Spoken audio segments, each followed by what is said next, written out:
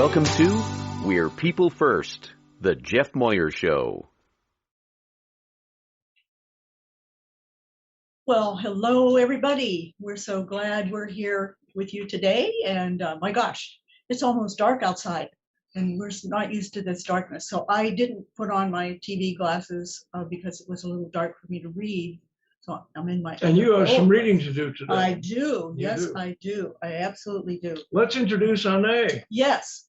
Behind and between us is our wonderful assistant producer, and her name is Anne Hera, and she's just all decked out for the holiday too.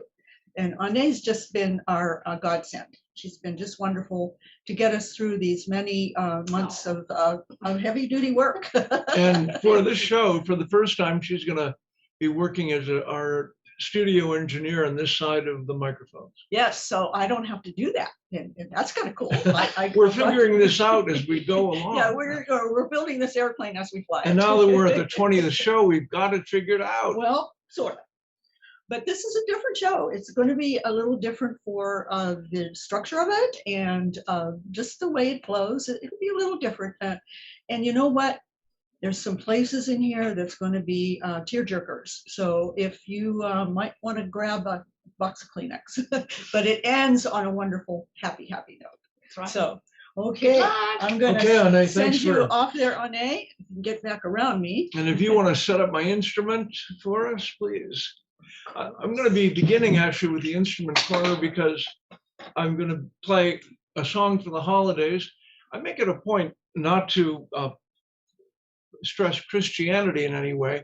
And on my hospice album, which is, turn the echo off for now, just until I start to sing, please. On my hospice album, for example, there's nothing with a Christian slant, but it is Christmas. Yes. And we've just passed Hanukkah. Yes. And we're Christian, and I wrote this song, a simple song of Christmas. I'm going to close my live performance stream with. And because it is about love and forgiveness, which we consider to be the message of Christmas. And we're doing this right away because this is the auto harp that is a beautiful instrument Jeff had made for himself, but it is unwieldy kind of for your hands, isn't it? So you want to... Yeah, and just getting it on and off and such. So we're going to, I'll talk about it after the song. Good. Okay. But here we go, a simple song of Christmas.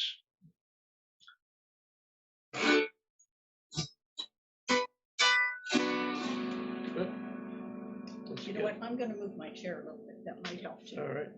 Okay, here we go.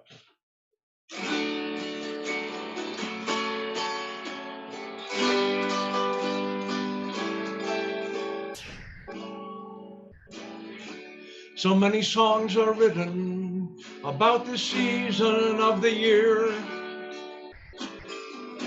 So many songs of snowfall, of happiness and cheer. So many songs of Christmas, of family and fire. But sing me just a simple song to lift my spirit higher. Sing me a simple song of Christmas. Tell me the story old of how a humble child was born, of shepherds awe and gold. A simple song of Christmas to hold throughout the year, for the simple truth of Christmas is what I long to hear. But I do not long to hear an out-of-tune instrument, which is what this auto harp is. Oh. It's got 38 strings. It is a beast to tune. And I have tuned it 3 times today, but sitting on a cold stone floor, it's gone out of tune a bit. Yeah. So the rest of the song goes, sing of how a loving woman was open to the power, and how she birthed a holy child, and how that love did flower, and how we all may live that love our brother here did show, for that is the truth of Christmas we all need to know. A simple song, sing me a simple song, a song that rings out through the year, a song of hope for all to hear. Sing me a simple song. in this holy Christmas season, as we open once again, may our hearts be full of wonder, one spirit without end, and may we know forgiveness and love in act and thought, for that's what that child brought long ago. That's the truth that Jesus taught. And that's the song. Well, so that's great. Thank you so much, and great improvising there. And I'm going to help you dismantle that. Okay, I'm going to first of all, let's unplug or tune the guitar off, the guitar plug off, so I can unplug without noise. Okay, she said, nice, we're ready to go. There we go. And now I'm going to hand me the auto harp. Do this. Let me talk about it first for a minute. Oh, okay. This was an instrument invented in Germany at the end of the 19th century, and then brought to America by door-to-door salesmen that would market it, knocking on doors of families' homes, because families made music in those days. There was no radio or television. So there would be a piano and a guitar and a clarinet and a violin and a banjo and an auto harp. Because it's an easy instrument to play, you push one button and then you have the chord. There are two types of auto harps. This is called a diatonic. So there are double strings, which gives it a rich, full sound when it's in tune. Or there's the chromatic style, which will give you a greater choice of chords.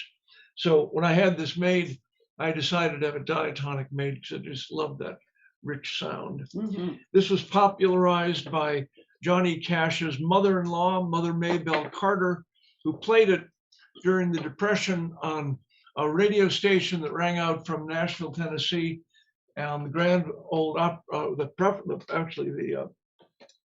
I'm making this up. On a radio show that featured the Carter family, and Johnny Cash married June Carter. Yes, there you go. There you go. Now, you know what? I know that to be true. What we should do, we kind of forgot this, is we should probably tell an audio description of how we're dressed. Good idea. You do that. So, well, first of all, Anne, who has now popped out of the picture there, but she's just looks like the perfect Christmas elf.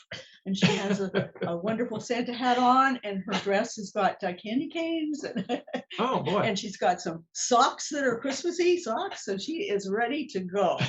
And I have a Santa hat on myself, and I've got a maroon. Oh, no, your bells. Oh, well, she had antlers on too when she came. Can you tell we have a good time? We have a good time here. Anyway, what I was saying is I have a maroon tunic on with a white undergarment, whatever they call it, leotard, something like that. And you, my dear? I'm wearing a new gold shirt. No, maroon shirt with gold stripes, right? Mm-hmm. And a red and green bow tie, red bow tie with little tiny green Christmas trees on they it. got all out of and whack. What do you have? No, wait, let me get my bow tie straight. Yeah, the auto harp kind of attacked your Did that. bow tie. And I'm wearing my new microphone cufflinks. Yes. Christmas, pre-Christmas. Well, gift. Actually, it was our love day gift. Our love day gift. People don't know about that. Well, yeah, it's a special day for us in December. We call it our love day. It's the day we fell in love. Yes, the day we fell in love. What, 10 years ago? Yeah. Yeah, wow. So 11. I have to, well, something like that. I have to give you our joke. Oh, we're going to start with a joke. All right. Right. So I kind of changed this around a little bit. I hope it makes sense. Why did the snowman family go into the garden? Why did the snowman family go into the garden? Right. And this is kind of a humorous. It's a riddle. It's a riddle, and it's really for our grandson Jeremy. He loves this stuff, and he's how old now? 9. 9. And Yeah. so this is kind of 9-year-old. Actually, yes, he'll be 10 coming in the spring. In March. But it's this kind of a 9-year-old humor. So the snowman family went into the garden to pick their noses. Well, they went into the carrot. I think you might say the carrot patch. Well, that would have given it away. Okay. All right, I'm picky for details. So Ane loved it, and I hope you guys did too. Like I Pick said, their noses. I loved teaching boys when I was in the classroom. Boys were my favorite, I have to admit, and it's because they had these quirky ways. And as a 10-year-old boy might say, you can pick your friends and you pick your nose, but you can't pick your friend's nose. That's pretty bad too. Yeah. Okay, so anyway, I want to start off with a wonderful Some email. feedback. Well, yes, a wonderful email feedback from one of your pals that I've not met. From Telesensory Systems, Mhm. Joe Perlman. Yes, and he said, "Hey Jeff, Joe Perlman here from TSI Days. I just today watched your first Jeff Moyer show from, I think it was December 3rd. So all these months since March, he hadn't watched a show until December 3rd. However, and it featured Dr. Russell. And I wanted to tell you how much I enjoyed the whole show. I don't know what I expected, but I didn't expect that it would be, excuse me, it would be as interesting and as well done. It's kind of dark in here. And as well moderated as you and Christy did. Isn't that complimentary? great, yeah. I'm not sure the previous quote thing was a sentence. He's talking about His own writing, yeah. But you get the idea. I'm sure a lot of time and effort and research went into put on such a great show. Keep it up. You guys are great. And your mutual love and caring and comfort, can't read my, With each other. with each other, thank you, Yeah. radiates through your show. And thanks for doing that. And you two have great hearts. And that's just a wonderful, Affirmation. wonderful affirmation. Isn't it? Yeah. Go, thank you so much for that. Yeah, thank you, Joe. And I'm So- glad you finally got around to watching one of the shows. But you know what? They're all on YouTube. So That's right. You can see them. Tell again. your friends. Yeah. And there is a telesensory show number 7, I think. I'll send you the details. Awesome. Okay. So since this is a wonderful season, as Jeff has mentioned, we're in the Christmas season, the Hanukkah season. I think there's 30 other traditional times of the year that 30 other societies celebrate this. Festival lights, Cultures. yeah. Right? And it's all around Festival light. of Light, yeah. So what's happening, as you know, is we're approaching the winter solstice, and that's the darkest night of the year. So we're going into dark right now, and then starting right after the solstice, it'll start gradually getting more light. But this is a time for nature and for us, since we're part of nature, it's a quiet time. It's a time to rest and reflect and get ready for the new growth that's going to come from that reflection. So this last show of ours is, it's a bittersweet thing. We've absolutely loved doing it. And yes, Joe Perlman was right. We put a lot of research into it. And you know thought, yeah. But it's been fun. Yeah. It's been great. It has been great. And I find myself doing things kind of at the last minute because there's so much. And as I mentioned before, part of this show is going to be a tearjerker. And wonderful Dr. Carol Russell reminded me of an album that I used in my classroom years ago by Marlo Thomas. And it was Free to Be You and Me. And on that album, there was a song about it's okay to cry. And she talked about, especially in our society, how, and especially boys, are taught and encouraged and sometimes even shamed into not crying. And that's not good. As the song says, crying is letting out emotions that if you keep them stuffed and don't find a healthy way to rid yourself of them, then they sometimes turn into bad experiences. So like I said, it's, I think, something that we're going to struggle with some of these parts because Jeff's been practicing and he kind of gets cracked up over Choked some up. of the parts, Yeah, don't you? bit, yeah. Yes. So, but it's all a part of that. So the first thing that now after that is we want to get into our gratitude of all of the people that made this happen. And you don't do this by yourself by a long shot. And so we're going to name, first of all, the cast and crew. And then when we're finished with them, we're going to go alphabetically through our guests that we've had over the 20 shows. Okay. So I'm going to start. I will say the name, and then we have comments from Jeff. Okay. So the first person was Susan Bordeaux.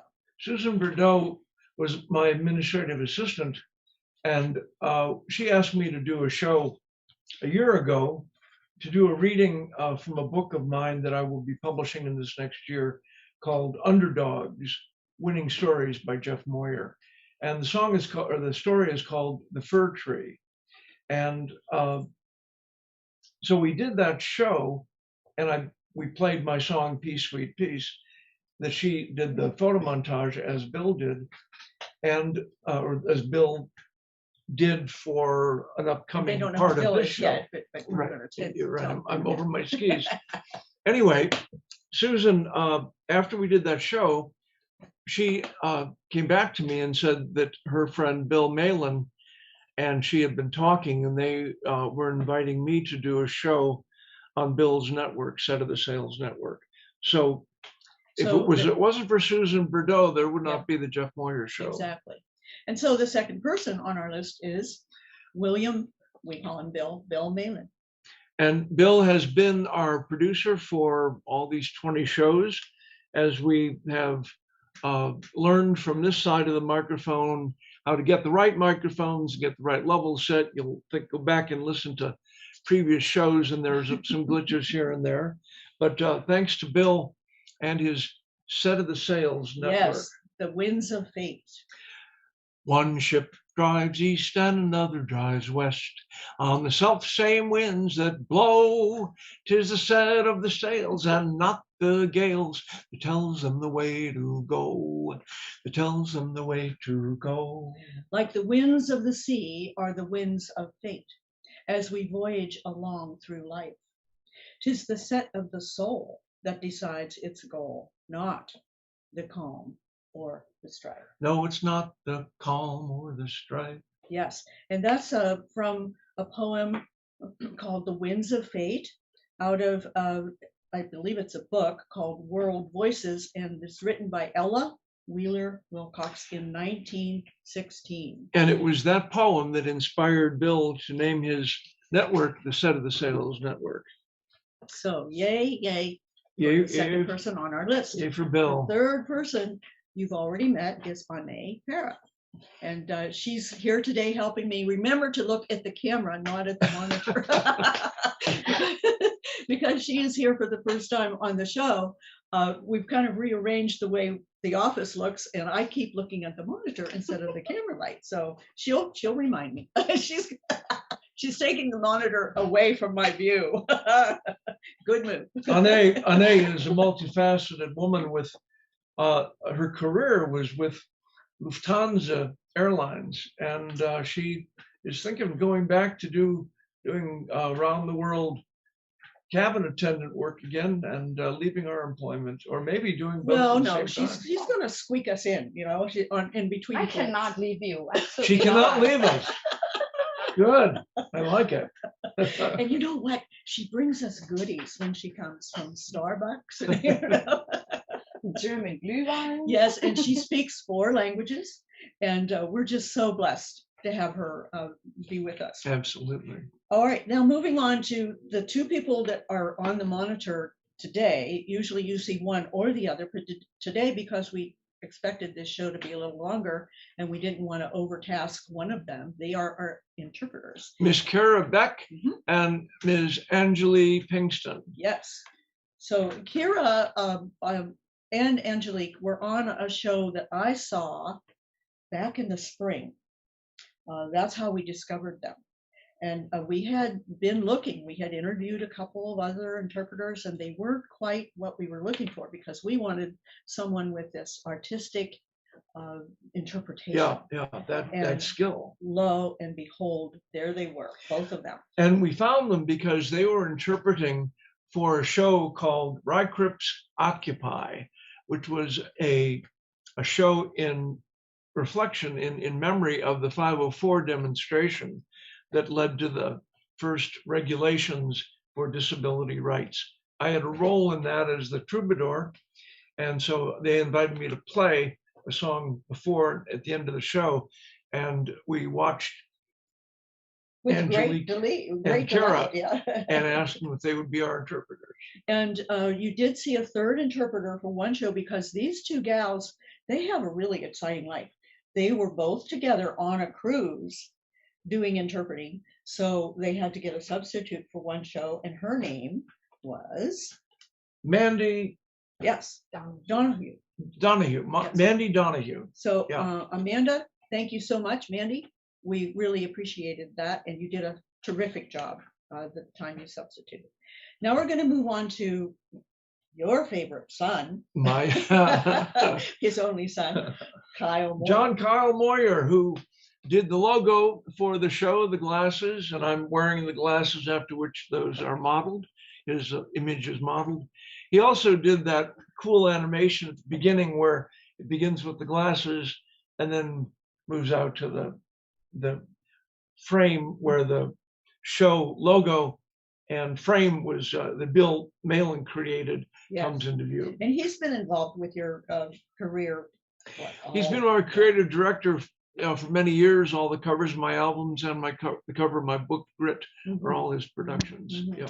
And when I first became a partner with Jeff, he pulled me aside one day and he said to me in the kitchen, he said, just a little tip. He says, don't ever go between your musician friend and their instrument. So I've always learned, oh yes, the instruments they're kind of like a mistress, you know. They're kind of like a mistress. Okay, and then last but not least, the name Frank Vale, which probably you'll see in some credits, but we don't have a picture of him or anything. But tell us about Frank, because he's been involved with you for many years also. Yes, Frank owned and was a studio engineer for MetroSync Studios in Cleveland.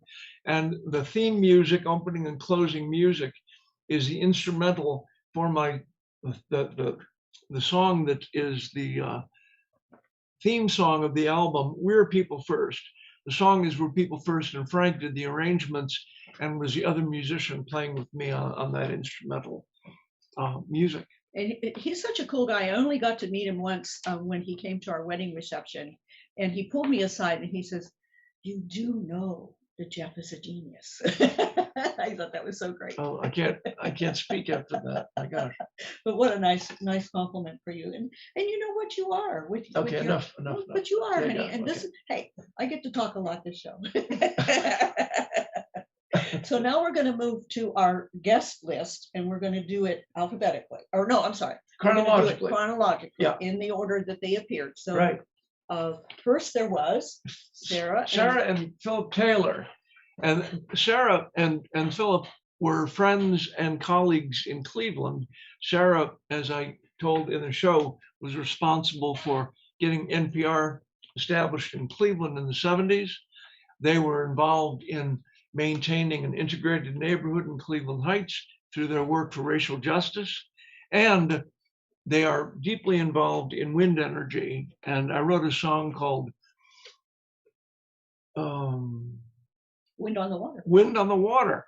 And for their Windustrious Cleveland, which is their grassroots effort to get wind power on Lake Erie. So they were our first guests talking about environmental justice. And I think we talked about racial justice in there too. I think so too. And if you check that show, there were many references for teachers to use some resources that's right. They're recommending. Yeah. So a wonderful power couple, absolutely. And tell us about Philip.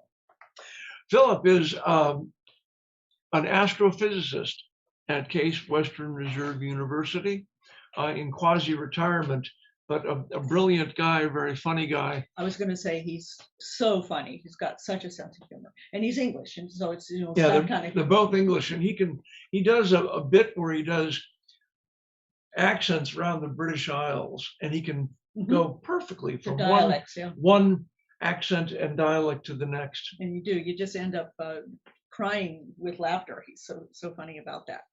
All right, so now our next guest was Margarita Elizondo. Margarita Elizondo, the multi-talented woman who lives here in San Diego. She became a quadriplegic due to gunfire and was left for dead. But not only did she come back in a new life, but she has used her experience living with quadriplegia to teach through the books she writes for children and also as a wheelchair dancer. Yeah, she's got a wonderful dance troupe that she works with. And we're so happy that she was able to come and join us on the show. Absolutely. And she's a San Diegan, which is very cool. Yeah. Then our next guest, who actually popped in on our first show, but she wasn't a guest then, but she came back as a guest, Diana Pastora Carson. And Diana Pastora Carson is a sibling advocate. Her brother Joaquin lives in a house next to her house that she built for him. She got him out of a developmental center, and she also is a college professor. College professor, yeah, and has established a podcast. Just starting a podcast. Just starting a podcast. Do you know the name of it? You know what? I knew that you were going to ask, and I didn't write it Beyond down. Awareness. Beyond Awareness. Yeah, that's it, her Awareness. catchphrase. And she's looking for people that might be interested in being a guest on her podcast. So again, if you check our past shows, that was show number 3. She'll be, or her credits are there, and that will let you know how to get in touch with her. Or you can come through Jeff's website. Yeah, contact us and we'll let you know. Right. But Beyond Awareness, if you search for that, you'll come up with Diana's remarkable work. Right. Her concept is we have to go beyond awareness of disabilities to love, to seeing the person as a whole. Inclusion. And inclusion. Which means belonging, not just, okay, you can come in here and be with us, but you're not going to be part of our circle. Very well stated. Yes. So, you know what? I was just thinking, we've got Ohio, and then we have 2 Californians, and then we went to Kansas and heard from Marnette Hatchett. Marnette Hatchett was a classmate of mine at University of San Francisco in our master's program in rehab administration. And she spoke to us both as a retired professional who had really done a great deal of work as executive director of Meadowlark Homestead, which is a range of programs and services for people with mental health disabilities. So she spoke about that, and also as a caregiver, her husband Ron suffers from dementia, and she is his team leader and organizes his care, as is so often the case when a member of a couple experiences that kind of debilitating disability. So Marnette was spoke to us from 2 different vantage points, and she's just wonderful. I got to visit their home in Kansas, and oh my goodness, such good home canned food. Okay, and then we went to Colorado for Dr. Ronald Bassman. And Ron, a colleague that we met in Colorado, is the president of an organization of people with mental health disabilities called Mind Freedom. He's also a survivor, having been incarcerated in a mental hospital in his youth. So he spoke to us most powerfully about his life experience and also about the goals of Mind Freedom to get people into the community and in a situation where they're able to live effectively with their disability and not be locked away. Yes. And it just crossed my mind, all of these people that we've talked about so far, and I'm sure we can say it about all the rest, is they show by the way they live their life how gentle and kind, and haven't allowed what has happened to them that's good. To affect that. And we'll talk more about how Mark was too, that way. My brother Mark. Yeah. Okay, then we go to Kansas again. And this time it's Fletch Russell. And I have to tell you, Fletch Russell had over 6,000 views. Yeah, he was the peak viewership, 6,700 views, if I remember correctly. Not that we're keeping track, But Fletch talked to us about a couple different things. One, inclusive arts, because he has been involved as a professor at Emporia State University in Kansas as a sculptor and artist, and also a co-written books with his wife Carol. But he also spoke to us from the viewpoint of a father who is also a caregiver. His daughter, Tally, one of 3 daughters, was born with spina bifida, and he has never stopped being engaged as an advocate. Absolutely. And a loving, giving father. So a model for us all. Absolutely. Then we hop back here to California, and we have Halin DeLille. Halin, the world-renowned photographer, was the photographer for the 504 demonstration, not too many years after she became disabled from a car accident. And her photo essay is in a book called... Now that's tricky. We have the book. Something about 24 days, right? Becoming Real in 24 Days. Thank you. Because it was through that experience that she recognized her wholeness and her role as an advocate. And boy, she is one of the most powerful advocates for accessible design in California and in the country. And a shout out to her now. She's recovering in the hospital. So we are sending all our warm vibes to Halin at this time. Yep, absolutely. Being in touch with Thanks for that reminder. Yes. Then we go to New Mexico. Gail Linhart. Gare Linhart. Gare, did I say Gail? Sorry. That's Sorry, right. Gare. Got that R and L confused. Gare Linhart established an organization that is one of a kind called Special Orchestra, modeling after Special Olympics, etc. The idea is he gets people with cognitive disabilities and musicians without disabilities together and tunes instruments to an open chord. So when you strum the chord, you get the chord C or G, or I don't remember which. I think it's C. C. Then he sings songs with his group, writes songs and uses other people's songs that are based in the key of C and that have that come back to the C chord in some kind of a repetitive pattern. So Special Orchestra, and he has books and materials quite available. And he also is an author. And he and I have talked about co-marketing our books, because I have a book, Grit, a memoir, a family memoir on adversity and triumph. And he has several books about characters that really model after his life experience. And he's from Ohio. He's from Cleveland, isn't he? Not only is he from Cleveland, but his mother supervised the Sunday school, which was the only inclusive educational experience that my brother enjoyed. Wow. Yeah. Thank you, Gare, for that. So then we're going to jump back to Ohio. We're kind of popping all over the place. This time it's Wendy Duke. Wendy Duke established an organization called Theater on the Spectrum. Her overarching organization is called Center for Applied Drama and Autism. And she has a troupe, a remarkable troupe, that does original work, writes and produces their own plays. And they're right now in series, it's begun, hasn't it? Yes, it has begun. Yeah, it's begun. And it is called Along the Graveyard Path.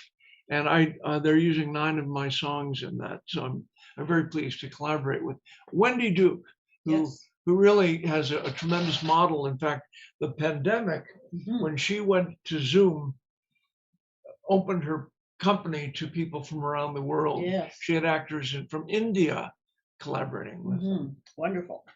Now we're going to hop down there to Texas. Gene Rogers. Gene Rogers, who became a quadriplegic through mysterious circumstances when he was 17, and is, in addition to having been a TV producer on open access cable television in Austin, Texas, where he lives, he has been an extreme sports athlete.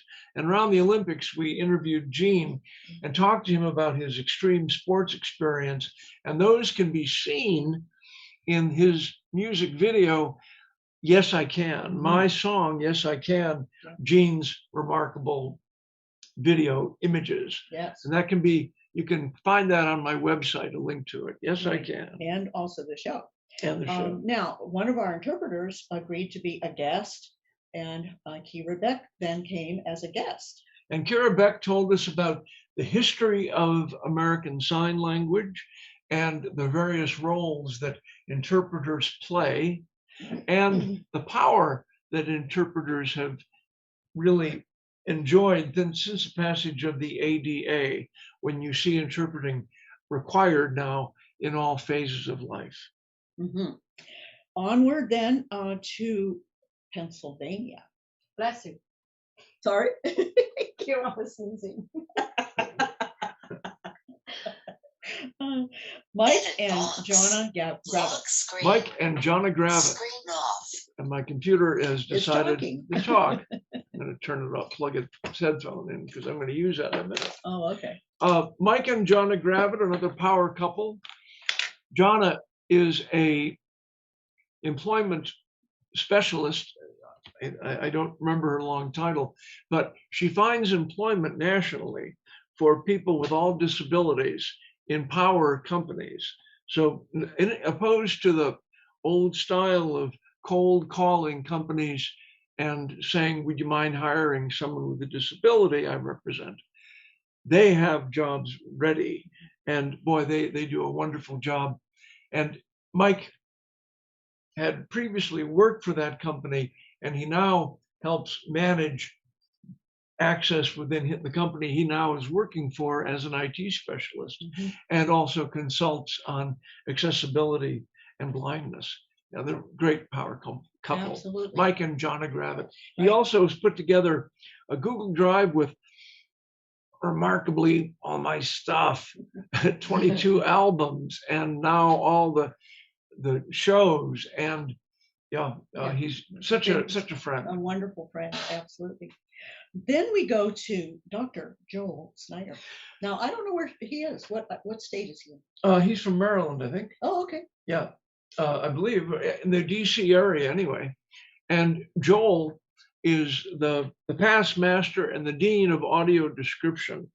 He has really been if you had to say that this person is responsible for the development and expansion of audio description, that's Joel Snyder. And Joel was our guest on the show, talked about audio description, and we played Assistive Technology Boogie, which was the first fully accessible music animation that I produced in 2004. And at a later show, we introduced that song. He offered to audio describe the song. We had a version of it audio described, but can't find it. So he did it again and did a tremendous job. And listening to his audio description, I learned things about what was going on in that wonderful animation that was done by the nationally renowned animator Hake Hoisington. And did you mention the name of his company? Joel's Audio Description Associates, I believe. Good, excellent. Dr. And Joel again, if Snyder. you watch that show, you'll see credits. And he did a wonderful, during the show, an audio description of the Clydesdale commercial. Oh, that's right. It was on Yes. the Super Bowl. The Super Bowl, Yes, right? Yes. Yep. And also, he was a very generous donor to us. Absolutely. Yeah, he was. Thank you, Joel. Now, And to all of our donors. absolutely. Rebecca, Alexander. This was a highlight for us. We were asked by the publicist for the PBS series American Masters to interview someone before that show aired, Becoming Helen Keller. And I asked if there was anyone involved with the show that has deafness and blindness. And Rebecca Alexander was the woman who narrates Becoming Helen Keller. Boy, was she a wonderful interview. And she's just a wonderful person. And she's written a memoir. Do you remember the name of that? I can't remember it. It's I don't terrible. either. But it'll come to me. If I remember it, I'll yell it If out. we had thought we were going to do this, we'd have written down all the titles of the books instead of Yes. stumbling around here like a couple Clydesdale horses. But I think by actually just talking about them, Yeah, that'll be kind of earmarked for people that do a search for YouTube. I think. Good point. Right. So it'll all come out. I would also say that in my conversations with Rebecca about blood testing, Mhm. she told me that there were blood tests for my very rare eye disease. And thanks to Rebecca's encouragement, I have gone through that genetic analysis and I found out that yes, what was suggested of the 500 types of retinitis pigmentosa that I have, that was given, well, it's either inverse retinitis pigmentosa or cone rod dystrophy. Sure enough, I have the gene for that. Right. And also you found out, which was something that was kind of like A a relief. shadow over you, was you do not I have don't have Usher Usher syndrome. syndrome, Yeah. which is a progressive So, hearing. although I'm and sight.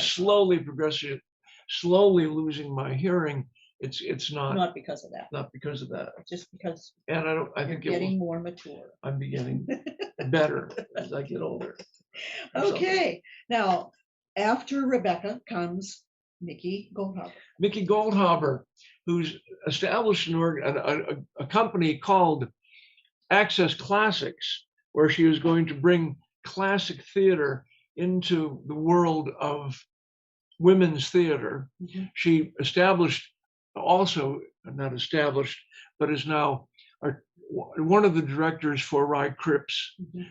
that I've got involved with when I did the music for their show Occupy about 504. And she talked to us about Access and the theater. And great interview. Yes. Did I miss anything there? But let me think now. Well, I think you pretty much covered it. Okay. Mickey, right? But she's, we talk to her regularly, and we might have missed something, but I can't think of what it is. Then we have Dawn Meyer. Don Meyer, who is, again, one of the advocates for an aspect of disability that we don't think about, and that is siblings. Sib shops and the sibling support network are his contributions that are now in 500 chapters around the world. And Don spoke to us about the needs of siblings of kids with disabilities and what he has done to create programs to address those needs. He also produced a book called Thicker Than Water, edited a book, and I have a chapter in that called A Family Affair. And yeah, Don Meyer. Mm-hmm. And he's from Washington, correct? Yes, the state of Washington. Okay, so we went from Maryland. I didn't know this was going to be a geography quiz. I would have boned up. My gosh. Well, it's just kind of wonderful, though. We've just been all over the place, and we didn't mention that Rebecca is in New York. That's right, in Manhattan, no less. Yeah. So we're now up to Mike Cole. Mike who's Cole, in California. Mike Cole, who lives in Berkeley and has been my blind buddy for many years. Mike had trouble with his technology because of lack of access and design. This was during the show, or just before the show. As he worked well in the tech run through, but the day of the show he couldn't make it work.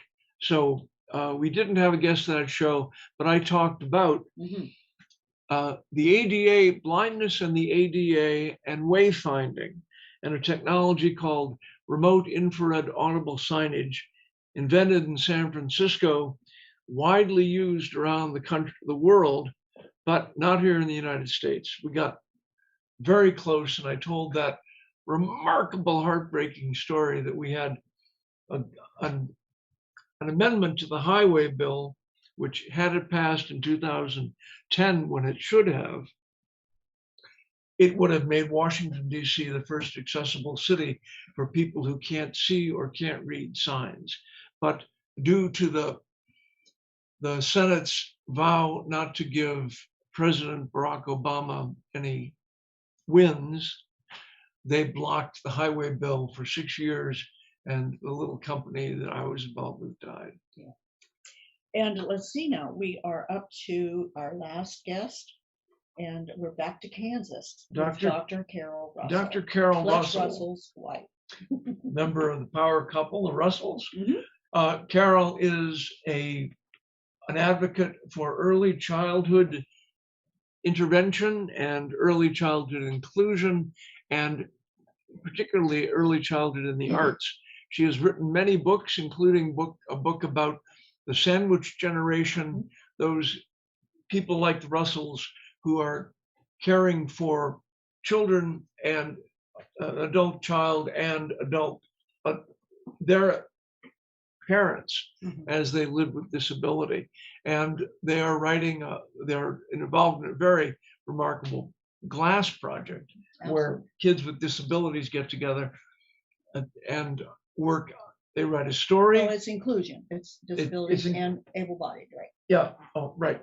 But they write a story, then they fashion a model in clay that represents that story, and then it's cast in glass by a glass blower in their direction. Yes, and then they have a display of a year of their creation is on display for a year in their museum. Yeah, and before they own it themselves. Yeah, then they get to take it home. Yeah. Right. Well, that's our list. I don't think we've covered all disabilities, but we've done a very intentional job of trying to touch on the major disabilities that people are aware of, and for the many disabilities that we were going to cover that we just ran out of gas before we got to. I apologize. It was not for lack of interest or Absolutely. importance. But you know what's fun is Dr. Russell has told us, and I think it's a wonderful idea, is because these are archived, our shows are archived, she intends to use them as part of her curriculum in her studies or her teaching at Emporia University. So and what we're going to do is on my website, jeffmoyer.com, develop a list of all the shows, who was interviewed, what the content was, what songs were played. So it's there for index and reference. So from March until now, we have been working with, again, our producer, Bill Malin. And because of that, all of these will be available in perpetuity, right? On Is that how YouTube, that that's works? right. Yeah. Aren't we? On Bill's aren't we network. blessed? Yes, yes. Well, that concludes our list. And so we're going to kind of shift gears. Okay. Okay. So I'm not sure how we decided to segue this. What is the next? The next would be, I've got to read my own writing now. Hold on a minute. I've got to pick up my glasses. Ane could tell us. Yeah. Oh yeah, we have to talk about our theme, the theme of this show. Yeah. And sorry, Ane, what did you say? Yeah, the theme. The theme. Oh, okay. The theme of this show is the wisdom of humility. And as we get into the content, you're going to see what I mean by that. It's easy to honor and acknowledge people who have great intellectual gifts and to see them and their contributions. However, if we are wise and we watch other people, we'll see their wisdom often expressed with people who are very humble and who would not otherwise be recognized. We live with what I call the intellectual conceit. That means that we have a bias toward people with intellectual gifts. And if we want to insult someone, we call them an idiot or a moron or an imbecile. And the R word, which has to do with retardation, which is no longer used, is used as hate speech quite widely. I heard my brother insulted that way more than once. Mm-hmm. Mm-hmm. So that's what the theme of the show is about. Yes. And so we would segue into what would be called people consciousness. And is it people first consciousness. Is it the interview next? Oh, you know what? Oh, it is. It is. The surprise. Oh my gosh, the surprise interview. Dun, dun, dun. Well, let's have our little segue and we'll find out who it's going to be.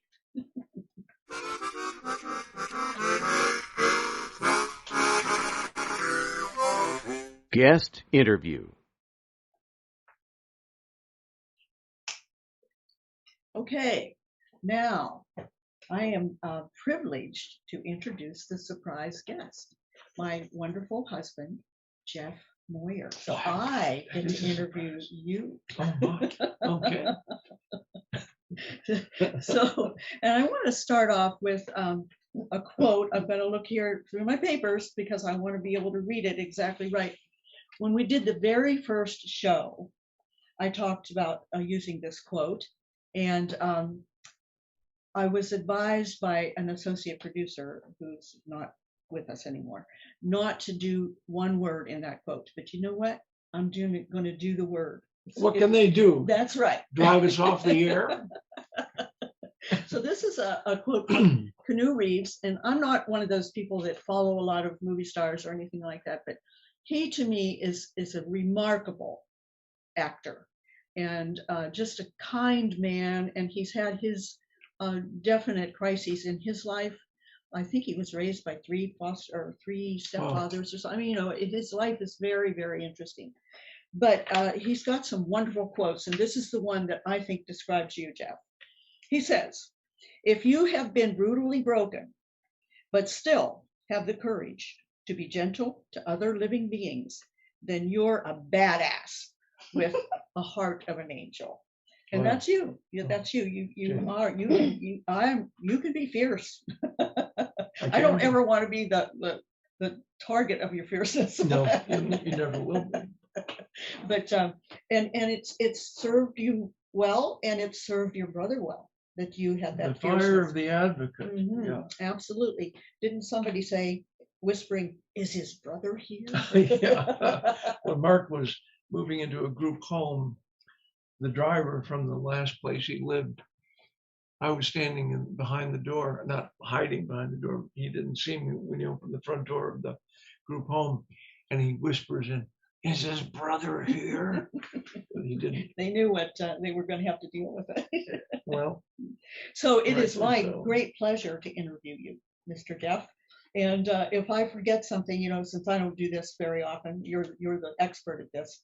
You can kind of guide me along, okay? Okay. So I'm going to start off with a question, and I have to raise my glasses since it's my old glasses. What was your first experience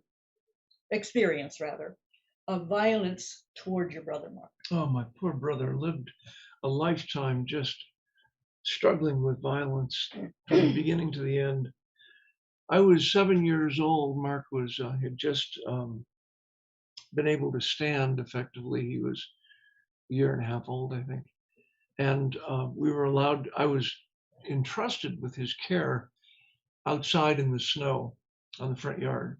So we were all bundled up as kids used to be, with galoshes and leggings and scarves and mittens and hats. And The layers upon layers, yeah. Mark was standing on the snow, and I was digging under the snow and got some snow and had him lick it, showed him. And he was just standing there blinking with eyes that weren't focusing. And a bully came walking down the street, a year older than me, and looked at him and said, "What's wrong with that kid?" And I said, "Nothing. He's my little brother Mark, and there's nothing wrong with him." And he reached out and hit him with just jabbed him in the chest, and he fell over backwards, wailing. And my dad came running out and gathered him up and took him inside, and that was the end of that. And a crushing blow for me. I did, however, leap on the kid and started pummeling him, and he ran off down the sidewalk. But yeah. So early on, quite early. Yeah. So then my next question would be, when did you realize that you could make a difference in Mark's life? I think I was 10 and Mark was 5. And it was early summer. And I saw him sitting in the backyard in the driveway, just sitting in the wagon by himself. I think hoping someone might come and give him a ride. And I realized in that moment that I could make a difference in his life. and I went outside and started to play with them. And that I of course interacted with them and played with them before, but that was the That first was like time an that aha moment. I had an aha moment. Yeah, exactly. That's a great memory. So I'm going to ask you now about Mark and his experience with school. Well, my mother wanted, I told the story in the last show that my mother wanted him to be involved in preschool with other kids. So she started a preschool, and the other mothers were afraid of Mark because there was a pushing incident, as I said in the last show. I don't know what the truth was. And what year is this? Give us a little. Mark was probably 3 or 4, so probably 1958. Okay. And then our next door neighbor was one of the kindergarten teachers. So she advocated for Mark to be allowed to go to kindergarten and be in her class. Well, he broke his leg, hit by a car when he was 5. And he spent the summer in traction and then in the cast. And then we were playing on the floor in October, and I inadvertently threw him off, and he broke the same leg. Yeah. And he was in a cast then till Christmas. So he missed the beginning of kindergarten, but he did start mid-year. And the kindergarten teacher advised that he repeat the experience. So he went through kindergarten again. And by now he's a head taller than the rest of the kids. Yeah. And she said, I just can't hold him back. So he went to first grade, and my mother had organized the kids in the neighborhood, would give him a nickel to walk Mark to school and a nickel to walk him home. So we always had a protector. Escort, yeah. And one early October day, it was cool. Mark hadn't come home for lunch. In that school, all the kids went home for lunch and then came back to school. And so my mother started walking quickly toward the school. And when she got a block away from the new library, she could see him standing in the middle of the lawn with all the sprinklers on. He was getting soaked in cold water. And every time he tried to run off the bullies, he was surrounded by a ring of bullies. They'd chase him back into the water. So she screamed his name, ran down, the bullies scattered, and wailing, he came home and refused to go back to school ever again. I don't blame him. What a horrible experience. Yeah. So that would lead us to probably the next big issue was how did your parents and why did your parents decide to institutionalize Mark? Yeah, well, they had been advised when he was born that they should do that. And of course they didn't. But by the time Mark was now 8 years old, the bullying had become extreme and in the neighborhood.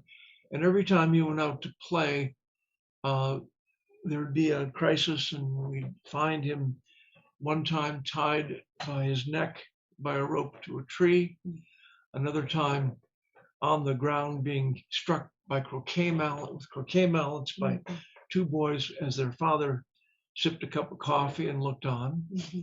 Another time handcuffed to a swing set.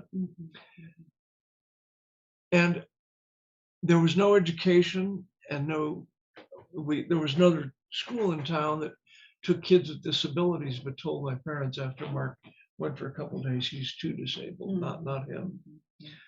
So the state of Ohio offered institutional care. They told my parents he would get an education, learn a trade, and be safe. And those sounds like a wonderful 3 things they wanted. Yes. However, well, I'll read an essay shortly that tells a little bit about the kind of suffering that Mark endured in the institution, but it was hell on earth for 19 years. For 19 years, right. Then, do you want to go on after Columbus? What happened after that 19 years? Well, we lived in Cleveland, 150 miles from Columbus, but my parents were told after they signed the papers to make him a ward of the state of Ohio when he became institutionalized, that they would get a call when there was a bed available. So they got a call, there was a bed available in Columbus, 150 miles away, and that was their one opportunity. If they turned that down, Mark would be taken off the list and they wouldn't get another chance. So they were seeing this as a loss of him learning a trade, Yeah.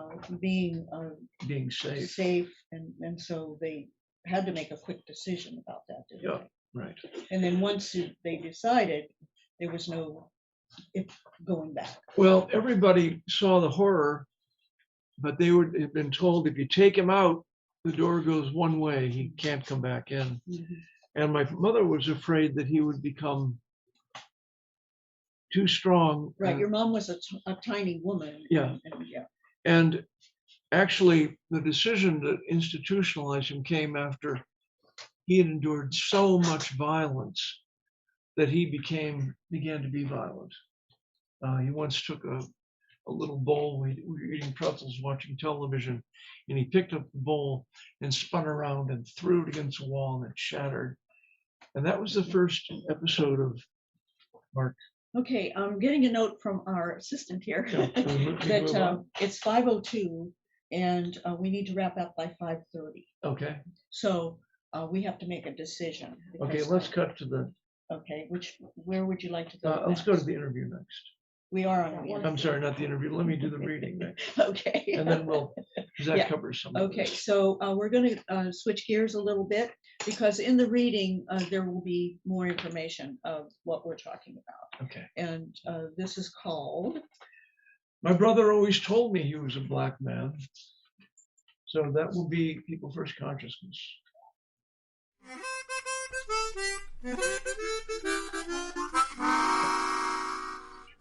People First Consciousness. Oh, just a minute here. Tangled up there. Yeah, I got it. And you got it? Yeah. Okay.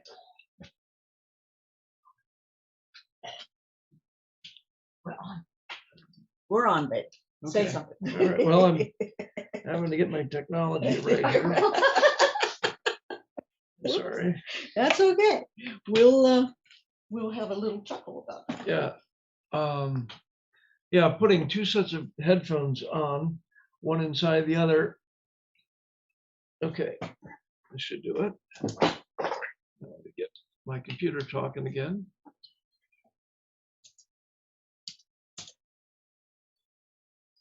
So while you're getting the last My brother always told me he was a black man. My parents were promised three things if they signed away their parental rights, making my brother a ward of the state of Ohio. They were thereby agreed to have their youngest child sent to live under the state's care within an institution for people with mental retardation, as it was called back then. First, he would receive an education denied to him by public schools. Secondly, he would learn a vocational trade. Finally, most importantly, Mark would be safe from the violent bullying he was suffering in the community, living as he would be among people of his own kind, as my parents were told in those words. Based on those promises, our parents signed the papers. A few weeks later, they received a phone call informing them that a bed had come available in an institution 150 miles away. They were given only 3 days to decide. If they turned that offer down, his case would be closed, and there would not be another offer. A snap decision was required. With heavy hearts, they agreed.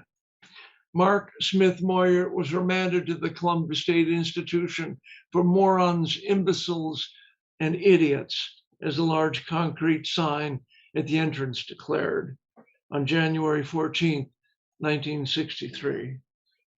My parents dropped him off, and Mark became a ward of the state of Ohio. Ohio became responsible for every aspect of his care. Mark was only 8 years old. He was thrown into a ward of 50 wild boys confined to 2 large rooms. One cavernous room held 50 sagging cast iron prison beds crowded together. The other room contained 50 benches and chairs bolted to the floor. Facing their attendant was a black and white television mounted high on the wall. There was no door into the restroom, which also had no partitions dividing the line of toilets, which had no toilet seats. That's right, commodes without seats. Open showers faced the toilets. The single mean-spirited attendant in white scrubs sat at a metal desk and meted out punishments that included making inmates lie face down on the floor under their beds, restraining them via canvas straps secured to the walls, making them sit on benches for days at a time, and forcing them to stand in cold water in stressed positions. Solitary confinement was accomplished in a side room through inmates being forced into a cramped one-man iron cage without enough room to sit down. A separate prison building was used for long-term punishment in blackout cells or confinement in even more restrictive aggregate settings. There were 40 such wards, three floors high, euphemistically called cottages, and given picturesque names like Broadview and Longview. The horror of that place was so stark, so jarring. To see my little brother dressed in state-issued, ill-fitting rags when we arrived, and then to hear him scream as he was restrained behind heavy locked doors as we left after our monthly visits, tore the scabs off our broken hearts every time. The general public spoke of people like Mark being cared for in state homes. All inmates were injected with Thorazine to control behavior, yet constant bullying and fights among inmates and violent physical abuse by attendants was unending. As a result of his sedation, my brother seemed drugged, dull, and always looked like he was healing from 4 different fights by the discolored, fading bruises and scabs on his face, neck, and arms. I was told that when Mark entered puberty, he masturbated in inappropriate places. Masturbating is normal teenage behavior. I am certain he wasn't the only one. And yet, there were obviously no private places in that fully open institutional prison. Perhaps that excuse was invented by those who never saw a cottage. In any case, to address what they considered to be Mark's problem, the doctors injected him with female hormones. I was 17 after that happened. I lived and worked in Columbus that summer and was able to visit him every week. I would take my guitar and perform concerts on the weedy lawn for Mark's ward, one of the several cottages of inmates that would be out at the same time for their daily airing, and then take him for a greasy hamburger in the institution's commissary. I got to know the talkative attendant during those visits, and he told me surreptitiously about the female hormone injections. Mark's body reacted in several alarming ways. He lost all the body hair on his arms and legs.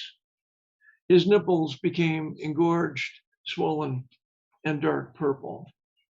His facial hair grew in thin and patchy, unlike our family's heavy beard pattern. His body was forever changed. I observed his purple nipples and hairless arms and legs when our parents visited, and I held him as Mark and I swam in the hotel's pool. Nothing was ever spoken about concerning Mark's body between my parents and me. Shortly after Mark moved to Columbus, when he was around 10 years old, he became addicted to cigarettes, which were given to all residents as a means of behavior control.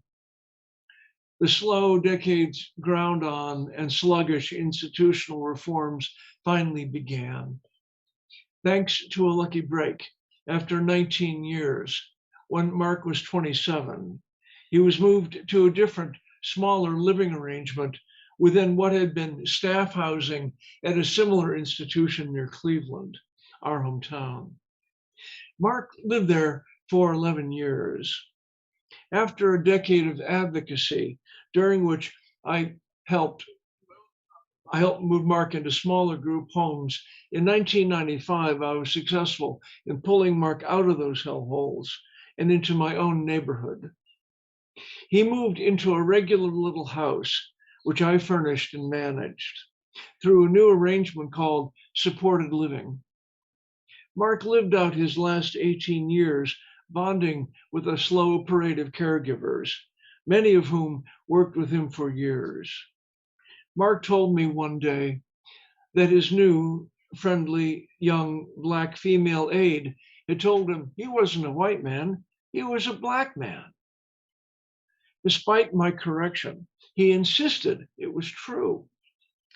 I tried to convince him that we were white men. However, I could not alter his rock-ribbed conviction of being Black. Mark Moyer could shake his groove thing with the best of them. He just loved to dance. For about 10 years, Mark was supported by a middle-aged, motherly Black woman who, on Sundays, would take him into her world of Baptist gospel services and church potluck dinners. Sometimes, out of the blue, Mark would call out, "Amen, Jesus," with evangelical fervor.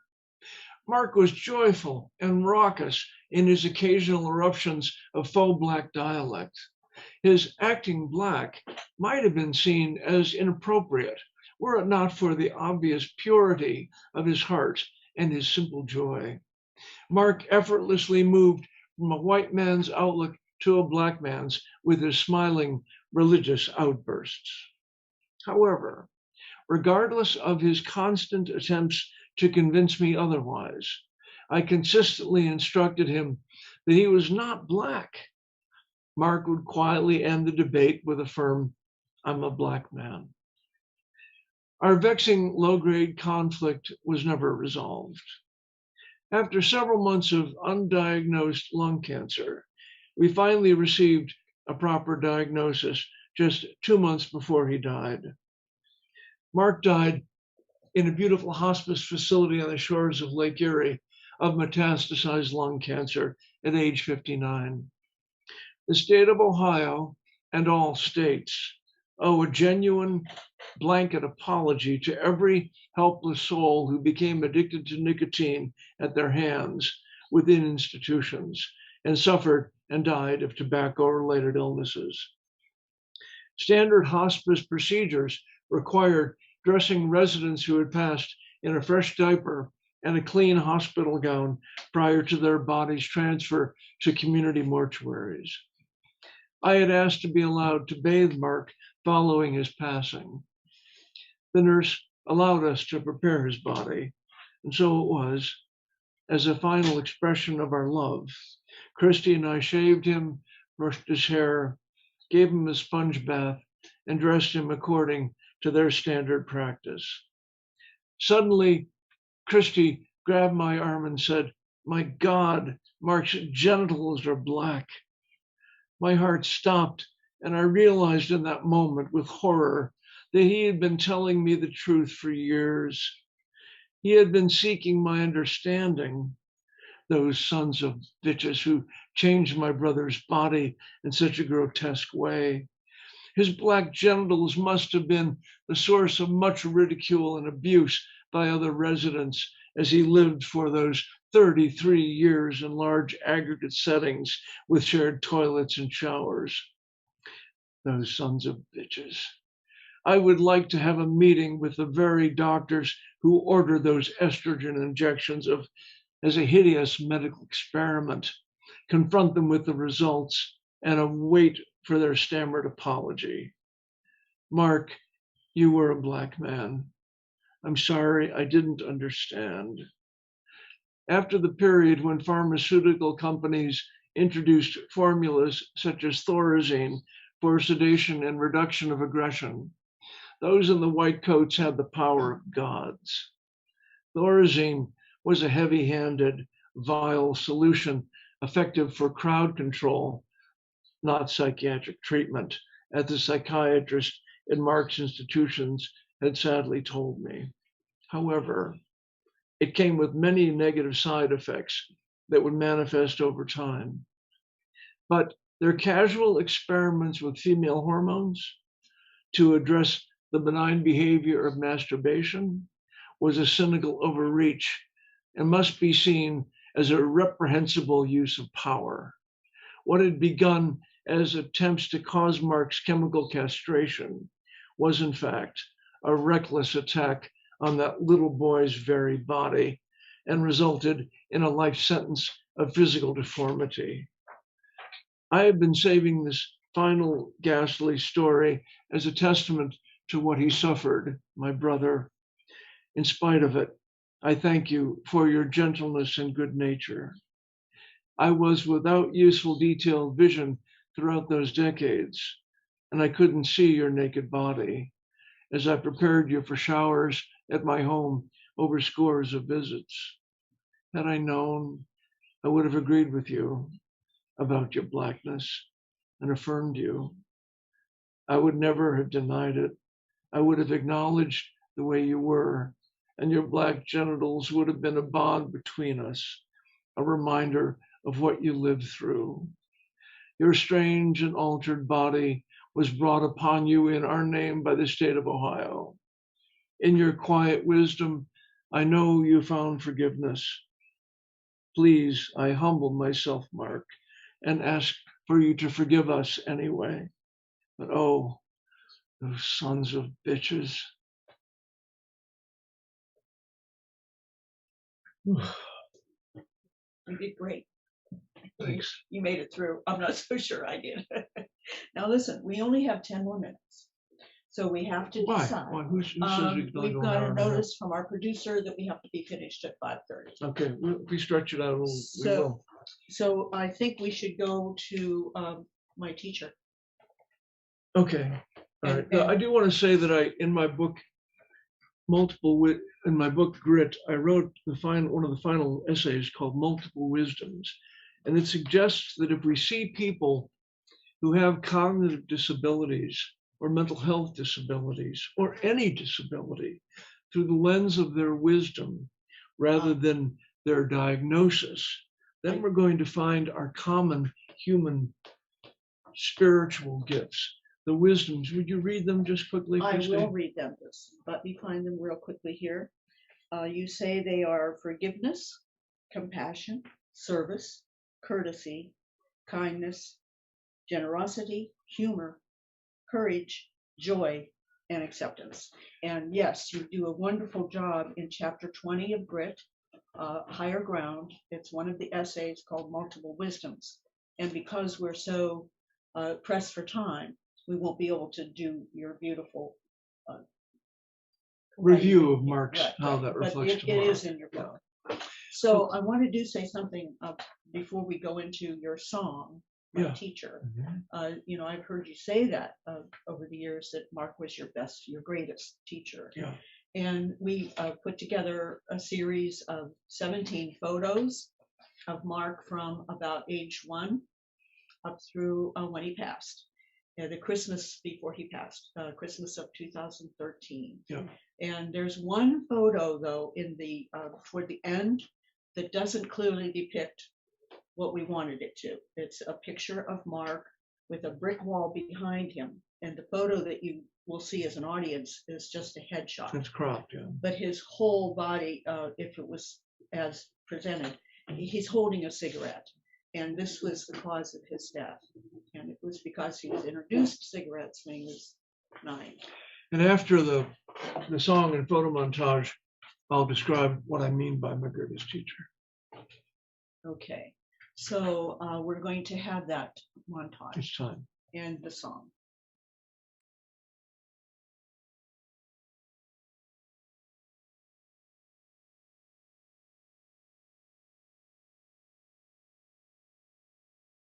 My teacher cannot write his name, nor can he read or spell. They branded him an idiot, called him names I'd never tell. My teacher is invisible, folks stare or look away. When he is out in public, where no one knows his name, my teacher, my teacher, my teacher, my teacher. My teacher wasn't always that, for years I didn't see. The teacher gone unrecognized, though he was next to me.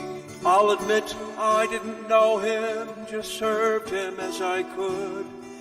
It took me many years before I'd see his constant good. My teacher, my teacher, my teacher, my teacher. My teacher teaches patience and forgiveness found within. To be with him is to be still, where patience can begin. Acceptance and compassion in actions great and small. A humble lack of willfulness as ego stops or falls. My teacher, my teacher, my teacher, my teacher. My teacher now is dying, as yet he grows more still, his inner faith more certain as he lays down his own will. Without yet one look backwards, he closes down to sleep. May those who come now see him and learn his lessons deep. My teacher, my teacher, my teacher, my teacher, my teacher, my teacher, my teacher, my teacher.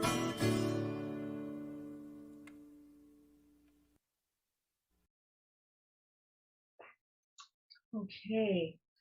Wow. And the last scene there, the tree. Tell us about that tree, Jeff. Well, that was covered in Mark's art projects. He would come home from his work activity center with his artwork for the week, and Christy would go through it and save many of the pieces. And when we would have parties, she'd decorate the house with Mark's artwork. And that Christmas, his last Christmas, she said, "Why don't we make the Christmas tree decorated with Mark's artwork?" So we called it the Mark tree. And it was very, very heartwarming to see. He'd look at it, and then he'd go into another room of the house, but then he'd come back and he'd stand and stare at it. It was a And I was looking at it with him, and I said, "Mark, do you know what that is?" And he said, "A Christmas tree." I said, "No, that's a Mark tree." And he said, "A Mark tree." You could see that our love for him and acknowledgement of his artwork meant so much to him. Absolutely. I mean, of course it would. Yes, absolutely. Yeah. And now let me just mention why I called Mark my teacher. You know, I never thought of it this way, but in some of my spiritual studies, I learned that in some belief systems, for example, Hindus believe that people like my brother don't need to reincarnate, but they do reincarnate with those disabilities so that we can learn the lessons they have to teach. And when I heard that, it just clicked a tumbler in me, and I said, "Of course."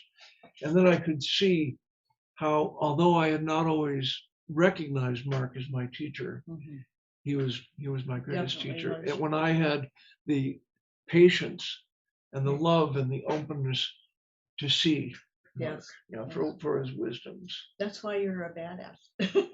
I guess so. Now we have 10 minutes. Now I know you said you had a surprise. I do. That's going going to to be have time at the very end. Yeah, that'll take 1 minute. Oh, it takes 1 minute. Yeah. Okay, fine. So again, let's talk about those wisdoms, because people can read about them more in detail. Yeah, and I also want to talk about just the intention of the show. And what we had hoped to accomplish in this show was to break down the barriers that restrict our ability to connect to other people, particularly people with disabilities, and for the world to see that people with disabilities have lived with the kind of oppression and the kind of horrors that are unknown to most people. So I wanted to bring Mark's life to the fore, as I have in many different ways, and we wanted to bring different artists and educators on so they could teach all of us about what they have to teach. But going back to the wisdoms, why don't you hit them and I'll talk about them briefly. Just real quick word or two about them. Let me get my list again. Forgiveness. Mark forgave all of us for what he went through at our hands. After all, states act out the will of the people. Compassion. Mark had compassion for people in his family, but also strangers. For example, one time, We don't have time for examples, but right. Service. Okay. Mark would, in a winter, after a winter service, one church service, he helped everyone else on with their coat, even though it was getting cold in the sanctuary because he had the doors open, before he put his own coat on. Courtesy. Mark would go to McDonald's and he'd hold the door, welcome, come in, like he owned the place. Remember that? It was great. Yeah. Kindness. Mark was abundantly kind to everyone, a truly gentle soul. Generous. One time I gave him some cash in a new wallet he got for his birthday. He walked up the steps where he was living and a guy said he was broke, and Mark said, here, you can have it. And he gave him the money that he had just been given. Humor. Oh, I love this one because when I first met Mark, I only had the privilege of knowing Mark for 3 years.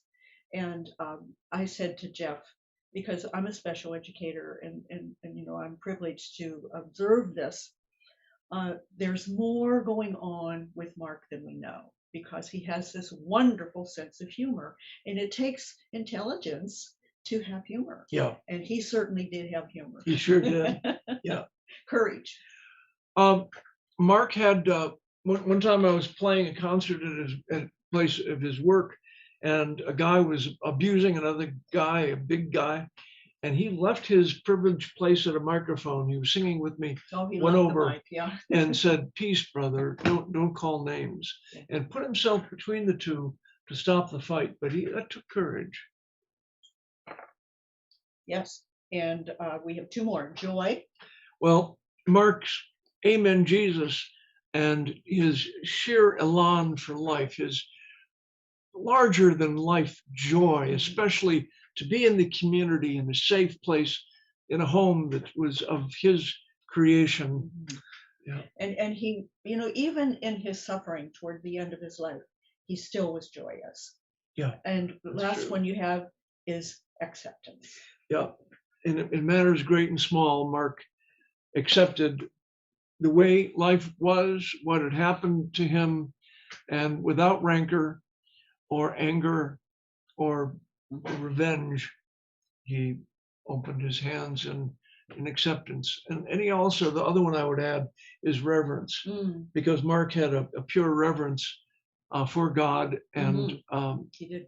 He was a Christian man, and his last words were Jesus Christ. Yeah. Now I think it's time for the surprise. Okay, here we go. Final show gratitude sonnet. Here's a salute of thanks to each of you who joined in the Jeff Moyer Show parade. For it took you all trying something new. Through your efforts and trust, the whole was made. We thank people who did creative work, the logo and production board each show, assistants whose hard load was never shirked, till the countdown zeroed and then it's go. We thank each guest who joined us hand in hand. Your presence gave the show its special zing. We thank each viewer by the thousands grand. We hope the show did make your heartstrings ring. And most of all, I thank my loving wife, Christy. You gave the show your all. The thought makes me misty. signing off with peace, sweet peace. peace.